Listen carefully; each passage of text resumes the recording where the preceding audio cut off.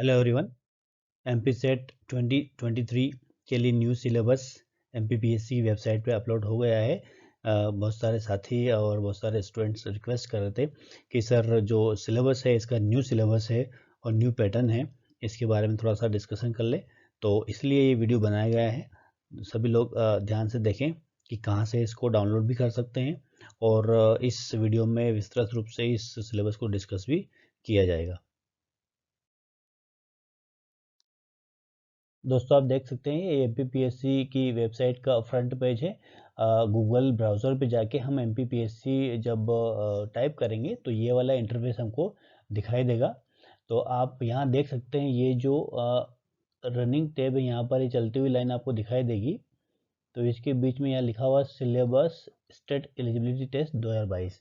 इस लिंक पे जब आप क्लिक करेंगे तो वहाँ पे जितने भी विषय हमारे सेट के विज्ञापन में शामिल हुए हैं, यानी कि 36 सब्जेक्ट और एक जनरल पेपर का जो सिलेबस है वो वहाँ पर आपको दिखाई देगा। तो आप पर्टिकुलर सब्जेक्ट पर और जाकर इसको लिंक पे क्लिक करके सिलेबस को डाउनलोड कर सकते हैं।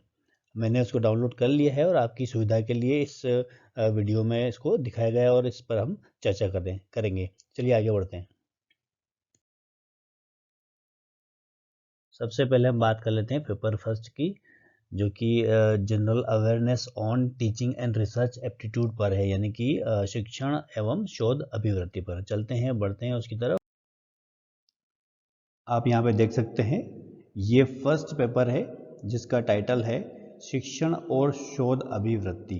दैट मीन्स ये जो पूरा जो पेपर है वो टीचिंग और रिसर्च बेस्ड लिया गया है। हम यहाँ पर मोटा मोटा इसका उद्देश्य देख लेते हैं। इसका मुख्य उद्देश्य परीक्षार्थी की शिक्षण और शोध क्षमता का मूल्यांकन करना है। दैट मीन्स आपके अंदर टीचिंग और रिसर्च का क्या कैपेसिटी है, उसको एक तो ये मूल्यांकन करना चाह रहे हैं।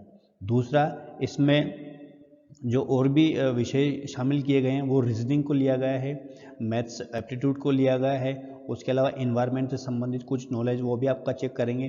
कंप्यूटर बेस्ड यानी कि आईसीटी टेक्नोलॉजी के बारे में आप कितने अवगत है उसके बारे में चर्चा करेंगे। और उच्च शिक्षा का जो नॉलेज है आपका कितना है ये भी इसमें शामिल है। तो आइए बढ़ते हैं, इसको विस्तृत रूप से समझते हैं। इसमें टोटल 10 यूनिट दी हुई हैं और 10 यूनिट में से हर यूनिट में से 5-5 प्रश्न पूछे जाएंगे, जिसका 2-2 अंक निर्धारित है। दैट मीन्स इसके 100 अंकों का यह पूरा पेपर रहेगा जिसमें 50 प्रश्न होंगे।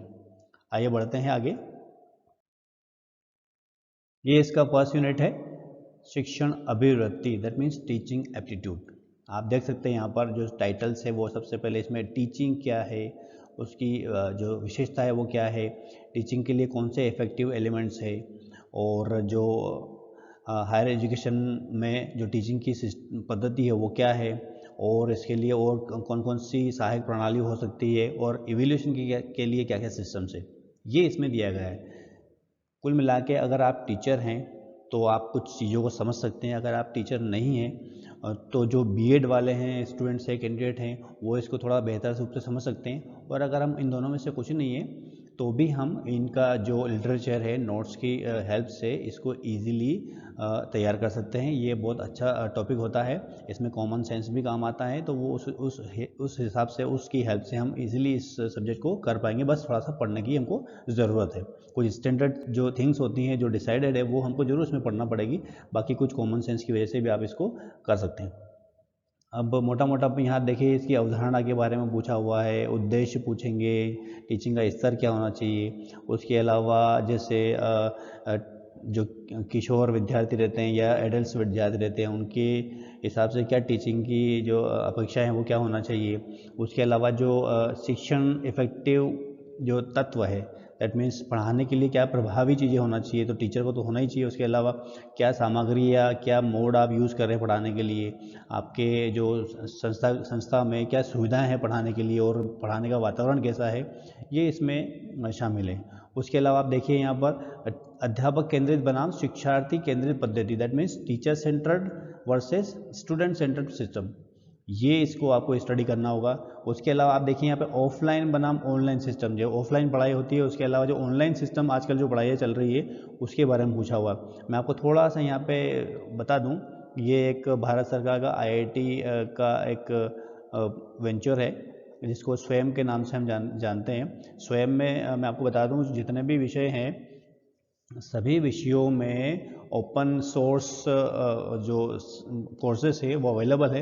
दैट मीन्स आप रजिस्ट्रेशन वहाँ पे करके और इजीली यहाँ से कोर्सेस करके सर्टिफिकेट प्राप्त कर सकते हैं। बस आपको नॉमिनल यहाँ पर एग्ज़ाम फीस देना होती है, बाकी ये फ्रीली अवेलेबल है। सारे वीडियोस अपलोड है, कंटेंट अपलोड है और असेसमेंट भी होता है। सब अच्छी तरीके से यहाँ पर सर्टिफिकेट हमको प्रदान किया जाता है अगर आप एग्ज़ाम पास करते हैं तो। इसी तरह से एक और है स्वयं प्रभा और मूक्स, ये भी सब ऑनलाइन ओपन सोर्स सिस्टम है जहाँ से हम ऑनलाइन एजुकेशन ले सकते हैं। तो इनको आपको ज़रूर विजिट करना है, इनके बारे में एग्ज़ाम में प्रश्न जरूर पूछे जाएंगे क्योंकि आजकल इन्हीं का ट्रेंड बहुत ज़्यादा चल रहा है।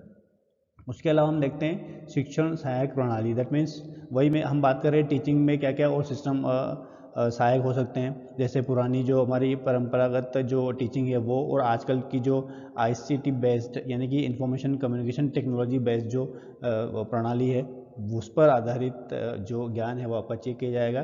तो ये भी आप अच्छे से तैयार करें। उसके अलावा देख सकते हैं यहाँ पर मूल्यांकन कैसे किया जाता है, मूल्यांकन के तत्व और प्रकार के बारे में यहाँ पर डिस्कस किया जाना है। और अभी देखिए आप यहाँ पर उच्च शिक्षा में विकल्प आधारित क्रेडिट प्रणाली में मूल्यांकन, आपको मालूम होगा अभी इस साल उच्च शिक्षा में हमारे यहाँ पर MP में क्रेडिट बेस्ड चॉइस सिस्टम लागू किया गया है। दैट मीन्स यहाँ पर जो मार्क्स है या जो ग्रेडिंग है उसके हिसाब से इस क्रेडिट के हिसाब से इसको डिज़ाइन किया गया है। तो इसको भी आपको विस्तृत रूप से पढ़ना है, ये तो बस मैंने इसका फुल फॉर्म बताया है, बाकी आपको विस्तृत रूप से इसको भी पढ़ना है और उससे भी क्वेश्चन बिल्कुल पूछे जाएंगे। और जो आजकल जो मूल्यांकन पद्धतियाँ उसमें नवाचार क्या हो रहे हैं वो भी आपको इसमें पढ़ना है। अब बढ़ते हैं सेकंड यूनिट की तरफ। अब इस स्लाइड में हम सेकंड यूनिट, थर्ड यूनिट और फोर्थ यूनिट के बारे में डिस्कशन करेंगे। सेकंड यूनिट दिया हुआ है शोध अभिवृत्ति, दैट मीन्स रिसर्च एप्टीट्यूड। ये रिसर्च पर बेस्ड पूरा यूनिट है आपका। अगर आप रिसर्च में इन्वॉल्व है, यदि आप PhD कर रहे हैं या MPhil कर रहे हैं या और भी रिसर्च एक्टिविटी में अगर इन्वॉल्व है तो आप इन चीज़ों को बेहतर समझ सकते हैं। और अगर नहीं भी समझ सकते तो कोई दिक्कत नहीं है, इसके भी जो लिटरेचर है, नोट्स है वो मार्केट में अवेलेबल है। वैसे इसका जो नाम है बुक का रिसर्च मेथोडोलॉजी के नाम से कोई भी राइटर की बुक आप लेके इसको पढ़ सकते हैं। तो यहाँ पर रिसर्च का जो मीनिंग है वो दिखाया गया है। रिसर्च में क्या क्या सिस्टम्स होते हैं, उसके क्या क्या चरण होते हैं और उसमें जो राइटिंग है वो मैनेजमेंट है उसको कैसा करते हैं और रिसर्च में ICT का क्या अनुप्रयोग है और शोध की जो नैतिकता है वो कैसी होना चाहिए। मैं आपको बता दूँ रिसर्च में क्या क्या आ सकता है। यहाँ पर जो सिस्टम है यहाँ पर वो देखिए आप, एक्सपेरिमेंटल हो सकते हैं, डिस्क्रिप्टिव हो सकता है, हिस्टोरिकल यानी कि ऐतिहासिक हो सकता है, क्वांटिटेटिव या क्वालिटेटिव भी हो सकता है और इसके चरण भी इसमें समझाए गए हैं। तो ये भी आपको अच्छे से तैयार करना है। उसके अलावा जैसे वर्कशॉप, सेमिनार, कॉन्फ्रेंसेस, उनके बारे में भी डिटेल आपको पता करना होगा कि रिसर्च में ये किस स्तर के होते हैं। उसके अलावा रिसर्च में जो थीसिस राइटिंग होती है या जो बुक राइटिंग होती है, आर्टिकल राइटिंग होती है, जर्नल्स के बारे में आपको पता करना है, पता होना चाहिए। ये सारी चीज़ें जो रिसर्च से संबंधित तो वो सब इस पार्ट में, इस यूनिट में पूछी जाएगी। और आजकल जो रिसर्च में ICT का अनुप्रयोग हो रहा है वो भी आपको पता होना चाहिए। जैसे आजकल जो पहले जो पेपर्स होते थे जर्नल्स में, मतलब जर्नल्स में जो पेपर पब्लिश होते थे वो ऑफलाइन मोड पे ही होते थे, लेकिन आजकल ICT का ज़माना आ गया है तो आजकल बहुत सारे जर्नल्स पेपर्स को, बुक्स को ऑनलाइन भी पब्लिश कर देते हैं। ये आपने सुना होगा और देखा भी होगा, हम बहुत सारी चीज़ें, बहुत सारे रिसर्च पेपर ऑनलाइन देख सकते हैं ईजिली। तो ये भी इसका एक पार्ट है। उसके अलावा सबसे इम्पोर्टेंट है शोध नैतिकता, दैट मीन्स शोध कैसा होना चाहिए। शोध हमेशा लोगों की भलाई वाला होना चाहिए, जो यूज़फुल होना चाहिए। ऐसा नहीं कि शोध बिल्कुल किया तो वो जो सबके हित में ना हो, वैसा शोध नहीं होना चाहिए। ये भी इसमें शामिल किया गया है। अब बढ़ते हैं यूनिट थर्ड की तरफ, वो है बोध, दैट मीन्स कंप्रिहेंशन। इसमें सिंपली एक गद्यांश दिया जाएगा और उस गद्यांश से पूछे गए प्रश्नों का उत्तर हमको देना होगा। ये तो हम हमेशा से करते ही आए हैं। कोई गद्यांश, अनसीन पैसेज आपको दिया जाएगा, उसमें से ही पढ़ के हमको जवाब देना होगा। तो ये इजीली आप आसानी से कर सकते हैं। उसके बाद है यूनिट नंबर 4, दैट मीन्स संप्रेषण, दैट इज कम्युनिकेशन, ये भी हम हमेशा पढ़ते ही रहते हैं। ये भी वैसे तो कुछ चीज़ें कॉमन सेंस में समझ में आ जाती हैं हम लोगों को, लेकिन यहाँ पर क्या है, कुछ स्टैंडर्ड चीज़ें भी होती हैं जो डिफ़ाइन की गई तो हमको पढ़ना होगी। जैसे कम्युनिकेशन क्या है, उसका अर्थ क्या है, उसके टाइप्स क्या है, उसकी विशेषताएं क्या है, और एक कौन कौन सा संप्रेषण होता है इफेक्टिव, वो यहाँ पे दिए गए हैं, आप देख सकते हैं यहाँ पर। उसके अलावा उसमें जो प्रभावी संप्रेषण, दैट मीन्स जो इफेक्टिव कम्युनिकेशन है, उसमें क्या क्या बैरियर्स आते, क्या क्या बाधाएं आती, वो भी इसमें हमको पढ़ना होगा। उसके अलावा लास्ट में दिया हुआ जन मीडिया एवं समाज में इसकी क्या भूमिका है संप्रेषण की, तो नो डाउट इसकी भूमिका सब जगह बहुत इम्पोर्टेंट है। तो ये जो टॉपिक है ये इजीली कवर हो जाएगा, किसी भी राइटर की बुक भी आप लेके इसको पढ़ सकते हैं, और ये बहुत अच्छा विषय और बहुत अच्छी यूनिट इसमें शामिल की गई है। अब बढ़ते हैं अगली यूनिट की तरफ। आप देख सकते हैं यहाँ पर गणितीय तर्क और अभिवृत्ति। ये वैसे भी इन जनरल आप सभी लोग मैथमेटिकल रीजनिंग और एप्टीट्यूड की तैयारी करते रहते हैं, तो वो पूरा पोर्शन इसमें आएगा, चाहे वो लॉजिकल रीजनिंग की बात करें या नंबर सीरीज़ की या लेटर सीरीज़ की या कूट और संबंध, ये और बाकी मैथ्स के लिए देखिए यहाँ पर ये अंश, टाइम, डिस्टेंस, अनुपात, समानुपात, प्रतिशत, लाभ, हानि, ब्याज, छूट, औसत और आदि, ये आदि दे दिया। दैट मीन्स यहाँ पर पूरा मैथ्स एप्टीट्यूड कवर हो गया है। तो आपको जो भी जनरल वैकेंसीज़ के लिए हम लोग मैथ्स एप्टीट्यूड और रीजनिंग करते हैं वो सब यहाँ पर पूछे जाएंगे, तो इसकी भी तैयारी आपको अच्छे से करनी है। अब बात आती है युक्ति युक्त तर्क की। यहाँ पर भी आप देख सकते हैं, इसमें इसका जो युक्ति के ढांचे का जो बोध है वो कैसा होना चाहिए, उसके रूप कैसे होते हैं, और उसका ढांचा कैसा होना चाहिए, उसकी अवस्था क्या होती है, उसकी आकृति और औपचारिक अनौपचारिक युक्ति दोष के बारे में दिया गया है, भाषा का प्रयोग कैसा होना चाहिए, और इसी तरह से यहाँ पर युक्ति के प्रकार, अनुरूपताएं, वेन का आरेख, भारतीय तर्कशास्त्र, ज्ञान के साधन, प्रमाण, अनुमान की संरचना, प्रकार, व्याप्ति, हेत्वाभास आदि इसमें शामिल है। तो ये भी आप अच्छे से करें, और बढ़ते हैं अगले यूनिट की तरफ। नेक्स्ट पोर्शन है, नेक्स्ट यूनिट है आंकड़ों की व्याख्या, unit number 7, that means data interpretation. ये भी हम जनरली जब मैथ्स की रीजनिंग और जो मैथ्स एप्टीट्यूड की तैयारी करते हैं तब ये पोर्शन भी हम कवर कर लेते हैं। तो यहाँ पर भी जो आंकड़ों का स्रोत है या वो कहाँ से लिए जाते हैं, उनका क्लासिफिकेशन कैसा होता है, वो क्वांटिटेटिव और क्वालिटेटिव आंकड़े हो तो तब क्या करना है, और यही देखिए bar chart, histogram, pie chart, table chart, रेखा चार्ट और चित्र के हिसाब से भी क्वेश्चन आपसे पूछे जा सकते हैं। आंकड़ों की व्याख्या के बारे में और आंकड़े और सुशासन के बारे में भी इसमें दिया गया है, तो आप इजीली इस यूनिट को भी तैयार कर सकते हैं। अब आती है यूनिट नंबर 8, सूचना और संचार प्रौद्योगिकी ICT। ये बहुत इंपॉर्टेंट, आजकल हर एग्ज़ाम में इसका बहुत वेटेज है, तो आपको इसको भी ध्यान से तैयार करना है। अब यहाँ पे सबसे पहले देखिए, यहाँ पर सामान्य संक्षिप्तियाँ और शब्दावली। ICT में क्या क्या संक्षिप्तियाँ, दैट मीन्स एब्रीविएशन यूज़ होते हैं। जैसे मैं आपसे बता दूँ, जैसे मैंने आपसे पूछ लिया कि CPU का फुल फॉर्म क्या है, GIF जो हम इमेज यूज़ करते हैं उसका फुल फॉर्म क्या है, JPEG हम जो इमेज यूज़ करते हैं उसका क्या फुल फॉर्म है। इस तरीके से जो कंप्यूटर से रिलेटेड जो भी टर्मिनोलॉजी, शब्दावली है, उनका फुल फॉर्म यहाँ पर पूछ सकते हैं। जैसे सिम का फुल फॉर्म आपसे पूछ लिया तो ये आपको पता होना चाहिए। इस टाइप से जो शॉर्ट एब्रीविएशंस है, संक्षिप्तियाँ है, उनके फुल फॉर्म भी यहाँ पे पूछे जा सकते हैं, या वो क्या है उनके बारे में भी पूछ सकते हैं। उसके अलावा internet, email, audio video conferencing, मूलभूत बातें जो आजकल हम व्हाट्सअप, इंस्टाग्राम, फेसबुक सब पे यूज़ करते हैं, तो उनसे जुड़ी हुई जो बातें हैं वो इसमें शामिल है। तो ये भी आपको, या चाहे ब्राउज़र की बात करें कि ब्राउज़र कौन सा ब्राउज़र है, कौन सा नहीं है। आपने सुने हुआ कभी कभी कुछ क्वेश्चन ऐसे आते हैं कि इनमें से ब्राउज़र कौन सा है, आपको ब्राउज़र के बारे में पता ही नहीं होता और हम कुछ भी ऑप्शन लगा के आ जाते हैं। बाकी ये भी आपको बारीकी से अध्ययन करना होगा इसके बारे में।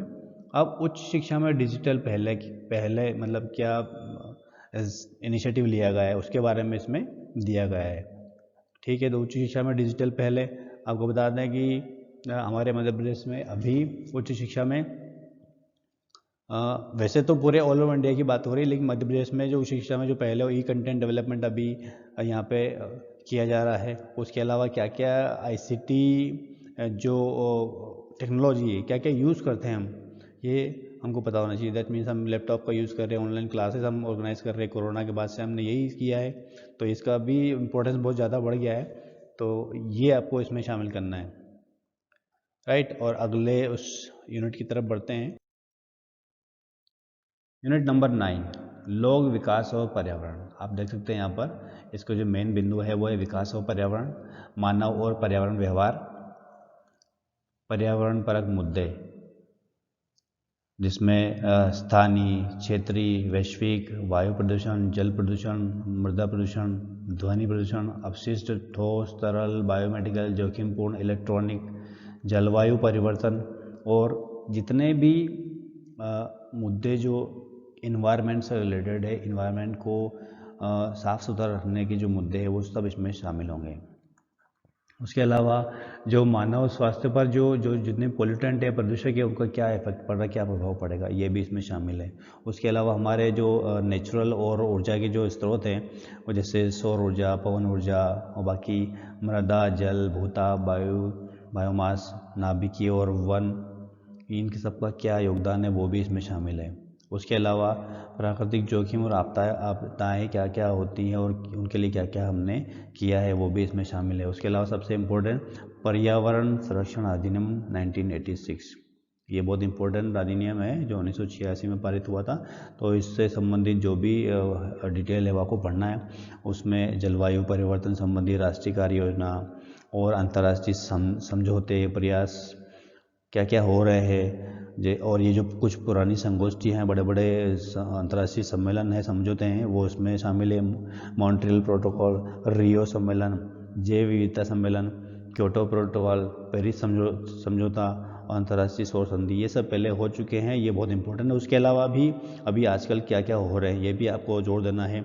इनमें रिपोर्ट्स के बारे में पूछा जाता है कि सन 2025 तक या सन 2030 तक भारत कार्बन डाइऑक्साइड में कितनी कमी करेगा और अमेरिका कितनी कमी करेगा, या हर देश का एक टारगेट फिक्स किया जाता है इसमें कि इन्वायरमेंट से संबंधित आप क्या क्या टारगेट फिक्स लेके चल रहे हैं कुछ एक पर्टिकुलर अवधि तक, 2030 तक या 2050 तक।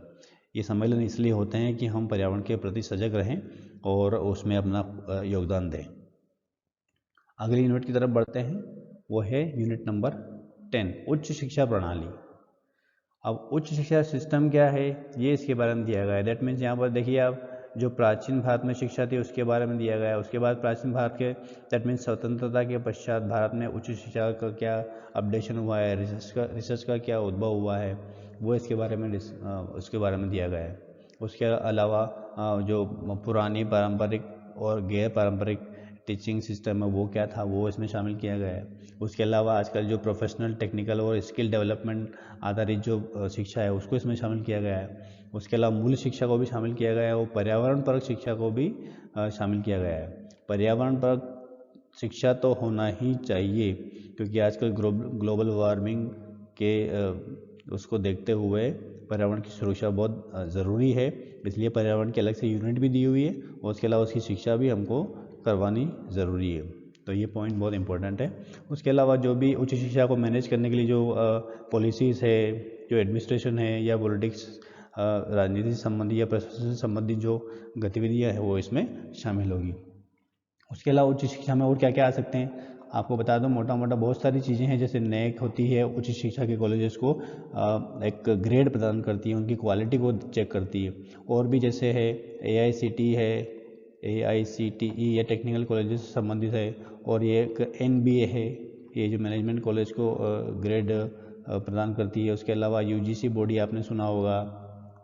बहुत सारी जितनी बॉडीज़ है उनके बारे में आपको यहाँ पर जो नॉलेज है वो बढ़ाना है क्योंकि ये पूरा शिक्षा से संबंधित है ये।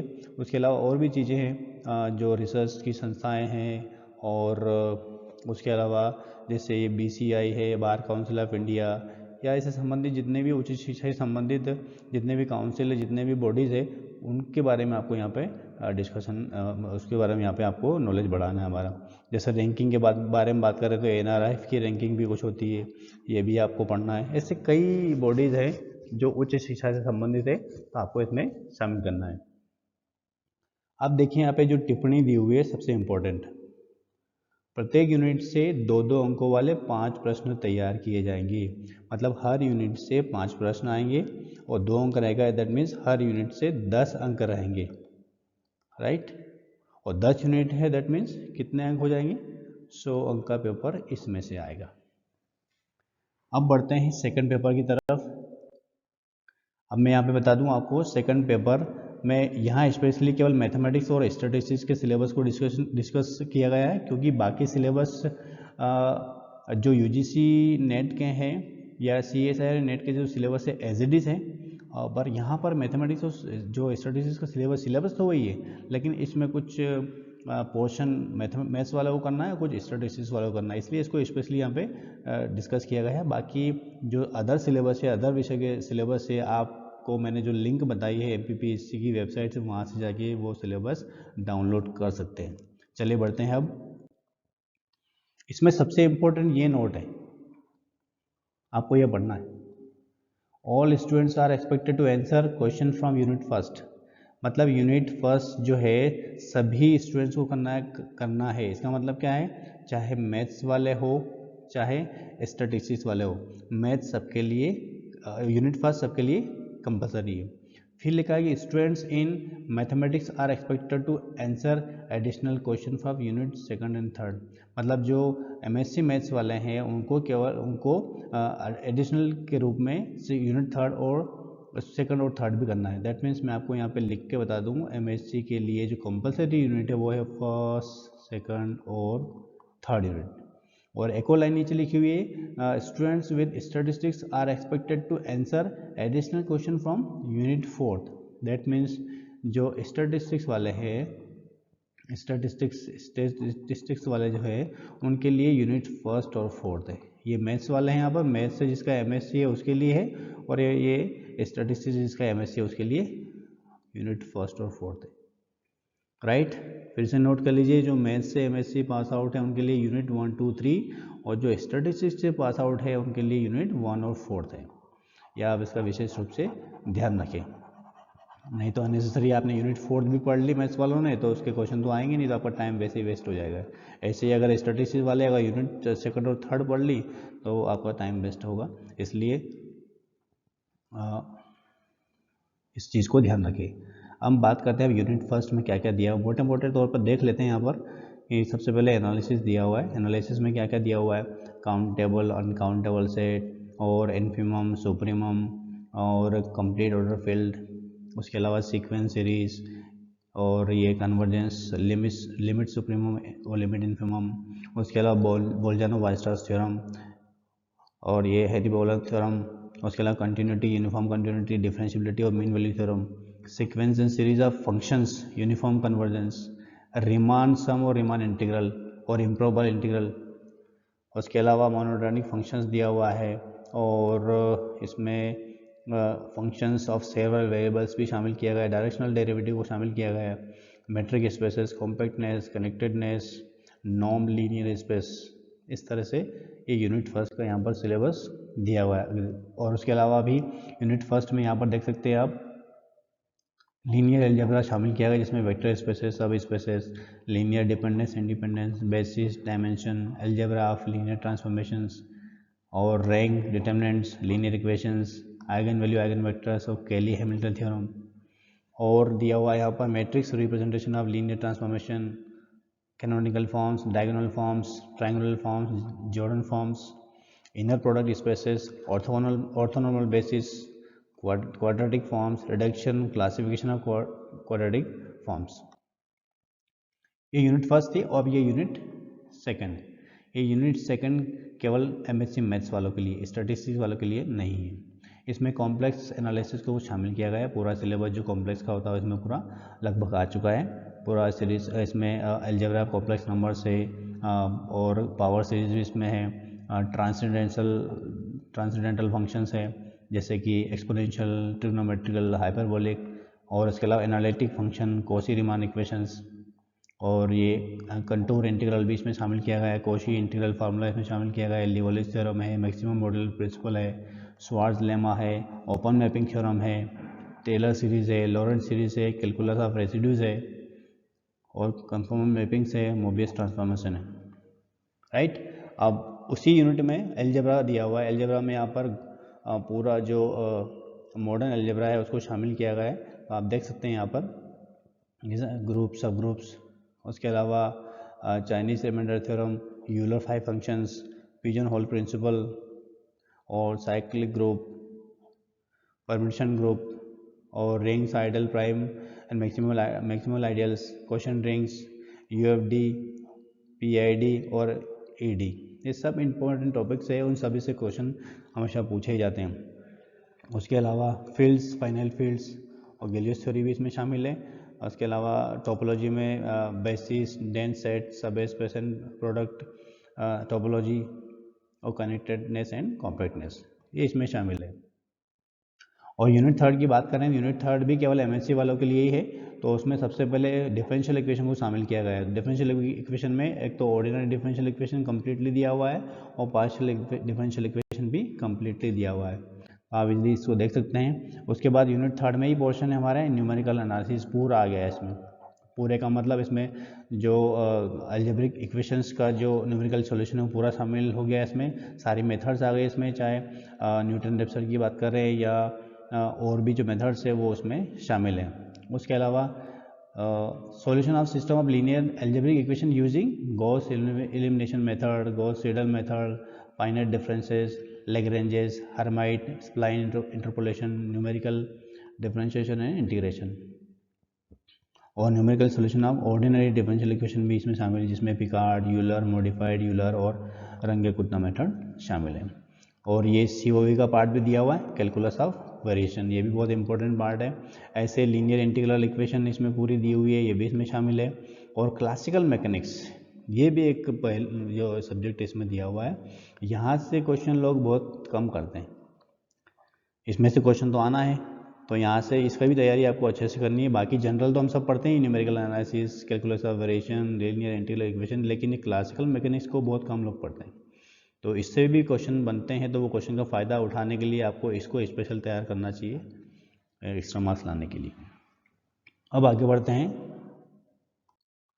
Unit number 4। ये केवल स्टैटिस्टिक्स वालों के लिए, जिसने MSc स्टैटिस्टिक्स किया है उसके लिए ये है। अब यहाँ पर ये पूरा सिलेबस दिया हुआ है, आप इजीली इसको देख सकते हैं। इसमें क्या क्या दिया हुआ है, इसमें इंडिपेंडेंट इवेंट दी हुई है, बेस थ्योरम दिया हुआ है इसमें, और उसके अलावा जो इम्पोर्टेंट है मार्कोव चेन इसमें दिया हुआ है, और सारे जो डिस्ट्रीब्यूशन है वो इसमें दिए हुए हैं। उसके अलावा ये भी डिस्ट्रीब्यूशन है, और सैम्पलिंग डिस्ट्रीब्यूशन, स्टैंडर्ड एरर्स है इसमें। उसके अलावा जो मोड ऑफ एस्टिमेशन है वो भी बहुत इंपॉर्टेंट है, ये भी इसमें दिया हुआ है। उसकी प्रॉपर्टी क्या होती है वो भी इसमें दिया हुआ है। टेस्ट ऑफ हाइपोथेसिस इसमें दिया हुआ है। उसके अलावा और देख सकते हैं हम लोग यहाँ पर जो गॉस का मार्कोव मॉडल है वो भी इसमें शामिल है। और उसके अलावा मल्टीवेरिएट नॉर्मल डिस्ट्रीब्यूशन ये भी इसमें शामिल है, BI/BD इसमें शामिल है, और जो सिस्टम डिज़ाइन है वो भी इसमें शामिल है। उसके अलावा जो लाइव टेस्टिंग के लिए जो सीरीज और पैरेलल सिस्टम है वो भी इसमें शामिल दिया गया है। उसके अलावा जो लीनियर प्रोग्रामिंग में सिंप्लेक्स मेथड है, ड्यूअलिटी है और क्वेनिंग मॉडल्स है वो भी इसमें शामिल किए गए हैं। ये सारे क्वेनिंग मॉडल दिए हुए हैं। तो इस तरीके से हम ये स्टैटिस्टिक्स का जो पोर्शन है इसमें ये पूरी यूनिट आएगी। एक बार और नोट यहाँ लास्ट में दिया हुआ है, दैट मीन्स MSc मैथ्स वाले के लिए यूनिट 1, 2, 3 है, और MSc स्टैटिस्टिक्स वालों के लिए यूनिट 4 और यूनिट 1 ये कंपलसरी है इसमें। तो आप यूनिट का डिस्ट्रीब्यूशन ध्यान में रखें और सिलेबस को ध्यान में रखें और तैयारी में लगे रहें, अपने आप को स्वस्थ रखें, फिट रखें, और for the best, all the best. आपने ये इस वीडियो को पेशेंटली सुना, उसके लिए थैंक यू वेरी मच। और इस वीडियो को अपने फ्रेंड्स में ज़रूर शेयर करें, और अच्छा लगा हो तो लाइक और शेयर भी कर सकते हैं। Thank you.